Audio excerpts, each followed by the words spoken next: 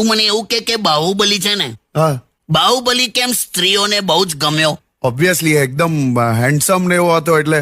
ના તો કદાચ એ વોરિયર હતો, મોટો ફાઇટર હતો એટલે.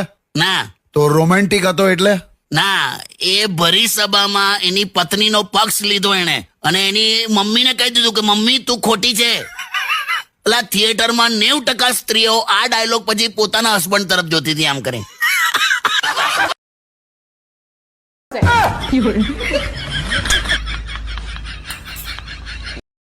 એ સાંભળો, તમને ખબર છે આપણા પાડોશી કેટલા સારા કહેવાય? આપણા રસોડાની બારી તૂટી ગયેલી ને તો બાજુવાળા આઈને ફિક્સ કરી ગયા. બોલો, હા તે કેમ કરી ગયા ખબર છે? સારા માણસો છે એટલે.